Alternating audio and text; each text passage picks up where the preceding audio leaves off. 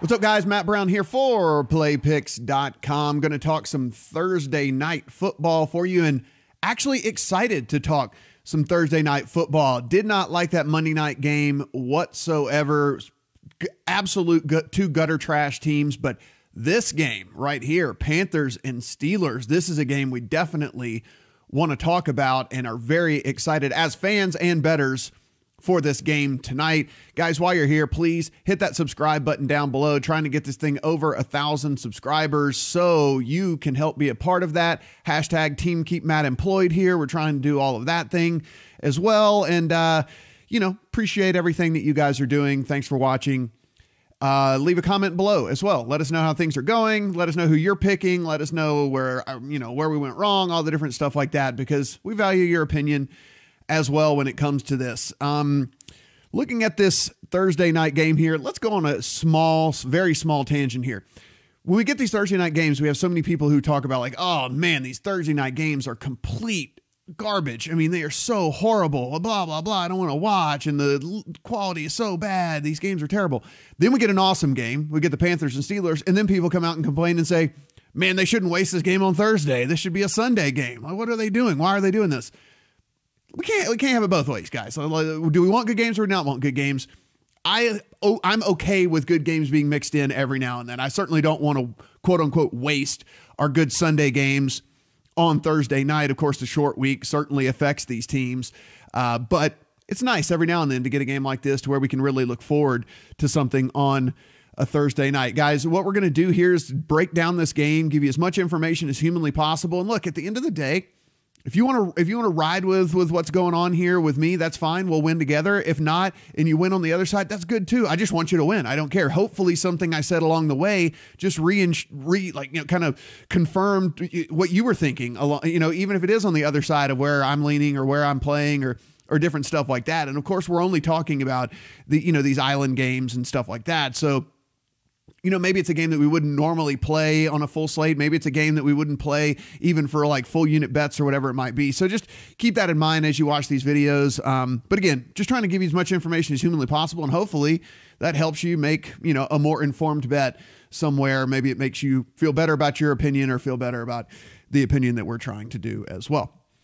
All right, let's take a look here. Panthers at the Steelers. Man, we got a Panthers team. They are 6-2, 3-game win streak with wins over the Eagles, Ravens, and the Bucks, beating Philly and Baltimore outright as dogs, and of course just covering that 6.5 against the Bucks as well. So 3 straight wins, 3 straight covers for this team. And then you got the Steelers at 5-2-1, 4 straight wins, 4 straight covers for this team as well.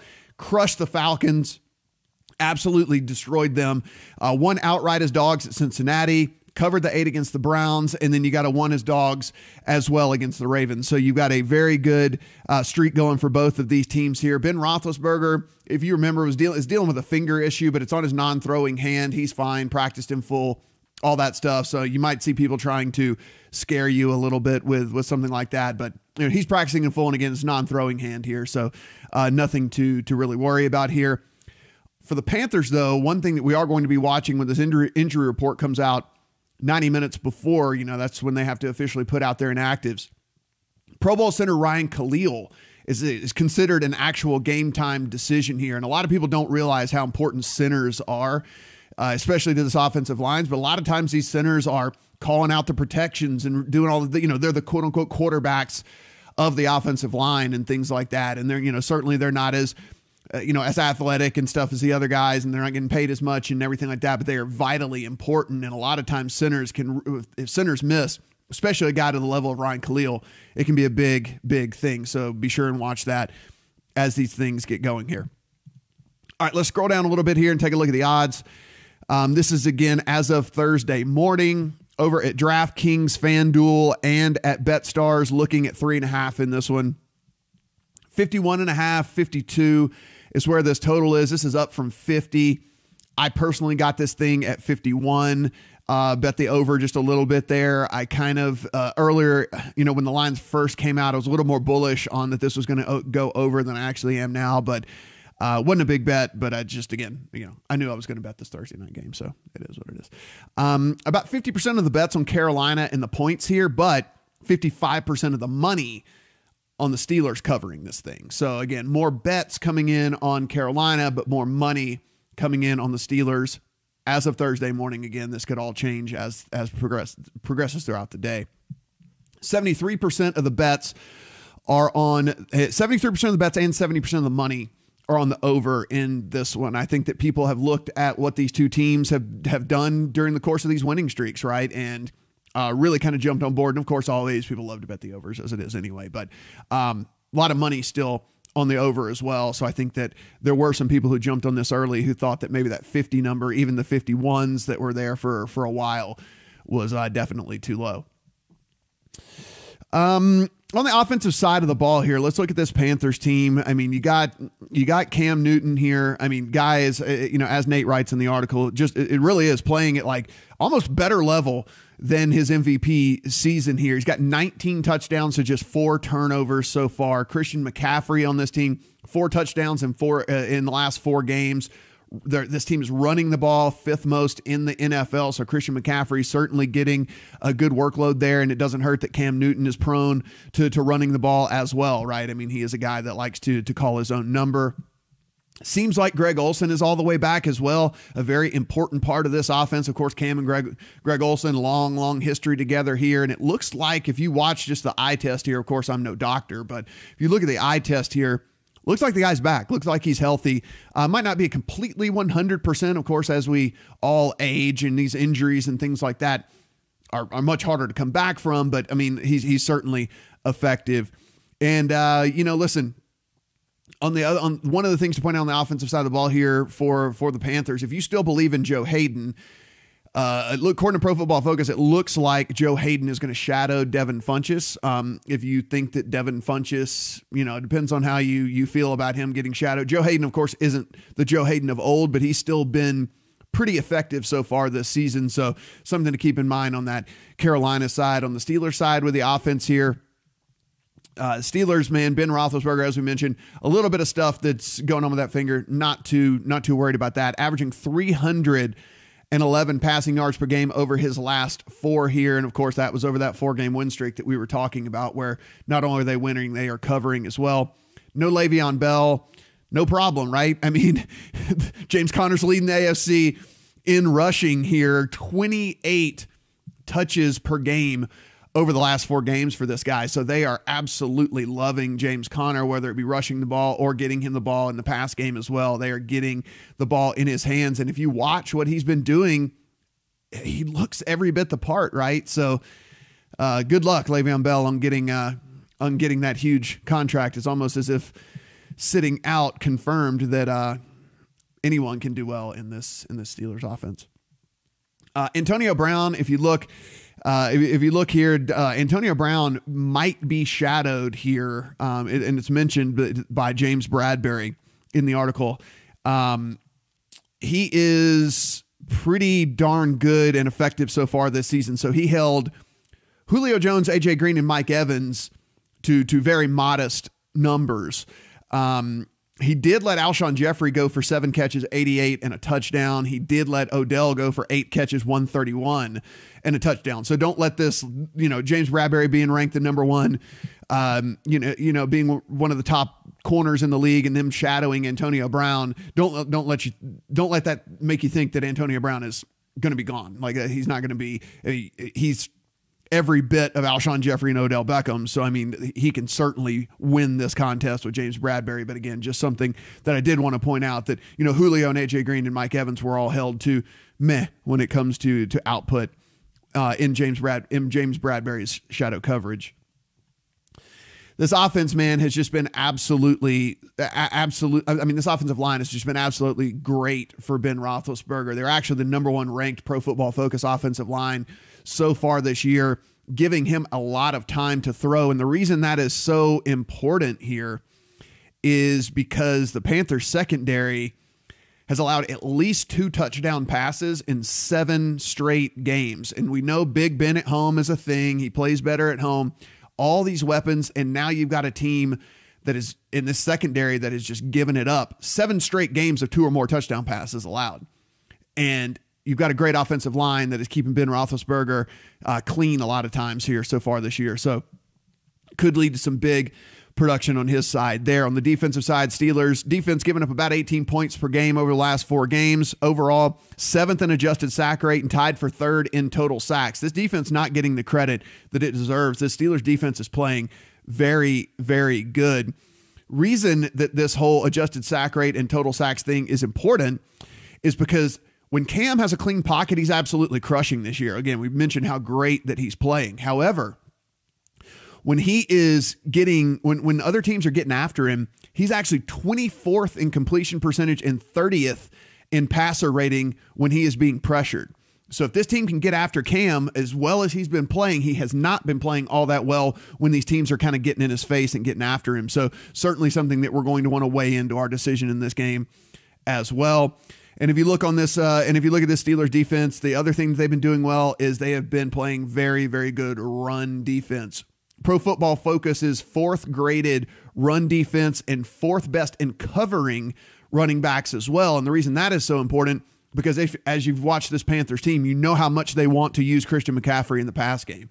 So the Steelers not only playing good against the run itself, but also covering running backs coming out of the backfield. So that is, again, not saying that they're going to completely neutralize Christian McCaffrey because he is unbelievable. I mean, you know, what they can do with this guy. However, could slow his production. Panthers defense, one of the things that stuck out when I was kind of looking at these things, allowed 7 touchdowns to tight ends so far this year. And Pro Football Focus actually has them rated 32nd. There's only 32 teams, so 32 out of 32 when it comes to covering tight ends here. And what we've seen is, on occasion, Big Ben will go to Vance McDonald and Jesse James. Like when teams are just giving that to him, he'll use those guys. I mean, we've seen huge games out of Vance McDonald. We've seen big games out of Jesse James. So something to think about when we're coming there as well. Now, this defense, other than covering tight ends very poorly, they are 14th overall DVOA. They're pretty much middle of the pack across all the defensive categories. So it's not like they're really bad or really good at anything else, but other than that whole tight end situation that they've got going on. Both the offenses here, the Carolina and Pittsburgh, have been awesome in the red zone so far this year. 5th and 2nd, respectively, in the league in red zone touchdown completion percentage. I mean, touchdown conversion percentage. So they get in the end zone. I mean, they get in the red zone and they're getting in the end zone here. They're not kicking a lot of field goals. And one of the other things to point out here, the reason that really sticks out too, is Carolina actually plays at a fairly slow pace. And when you look at this, they're 23rd in pace in the league, but they're just so incredibly efficient. So it doesn't really matter that they play slow from a point standpoint, because they play slow-ish, but they just score when they get in the red zone. They score a lot of points. And so they're not wasting a bunch of time and then kicking a field goal. They're like, you know, it might take them a little bit longer to get down there, but they're scoring touchdowns more times than not when they get there. So taking a look here, guys, at the picks.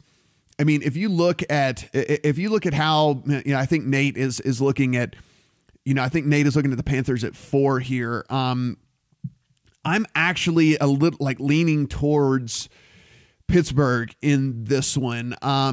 Here's the thing. This thing opened and has come down, and it's come down.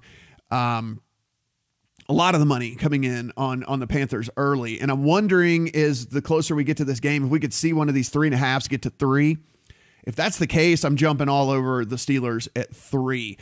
I'm okay with it at 3.5. I would much rather find the 3. And maybe this is even a case where you just wait for in game. And if the Panthers get the ball first and, you know, move down the field a little bit or something, that 3.5 will turn into a 3. And then we can just jump on it there very early in the game if it doesn't get there pregame. So I'm going to be looking really, really hard for Steelers at 3. And if it doesn't get there, maybe I'll wait till in game and see if I can find it there. And if not, maybe I'll go ahead and play them at 3.5. Again, like I said, I already took the over at 51. As I dug in a little bit deeper, I'm not 100% positive that the Panthers are going to be able to really get things going here against the Steelers team, but I do believe that this Steelers team is going to play well. I think that they will do their side when it comes to scoring points, and they're certainly not going to shut out Cam and the Panthers here or anything like that. So lean to the over and again, think that I'm going to play them. I mean, listen, the last time we saw this Panthers team play, they were beating the brakes off of the Bucs. So, I mean, that's certainly in people's minds here.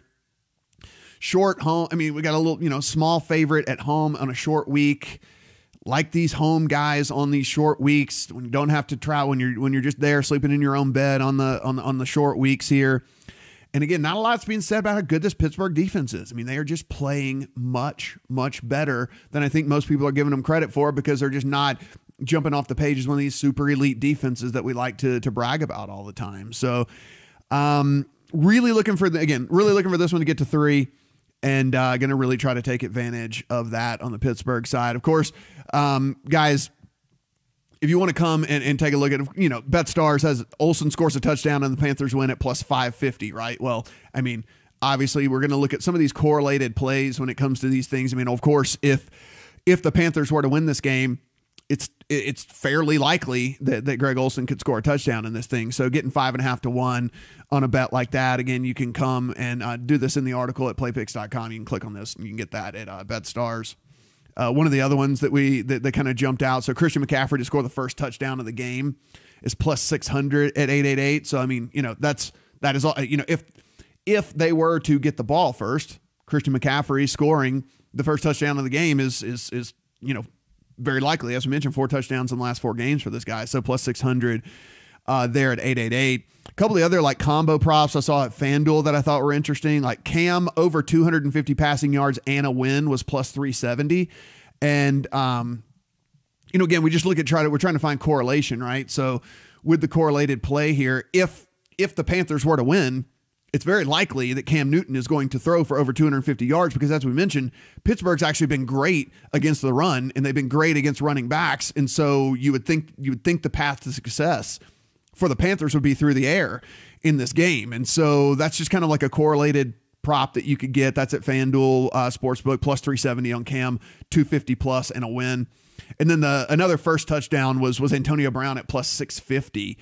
The guy scored in 6 straight games. And of course we know Big Ben likes to feed Antonio Brown when they get into the red zone there. So pretty interesting if they were to get the ball first and go down there and score. Antonio Brown plus 650 to score the first touchdown was also pretty interesting. So we shall see how this all plays out. But again, looking at this thing here, about 3.5s and 51.5s and 52s that are going on out there right now. Guys, thanks for watching this video. Really appreciate it. If you want to follow me on Twitter, it's at MattBrownM2. If you want to follow PlayPicks on Twitter, it's at PlayPicksUS. And of course, please subscribe to this channel down here. Trying to get over 1,000 subscribers. Really would love to do that before the end of football season. And I think we can do that. And I believe that you guys will help me get there.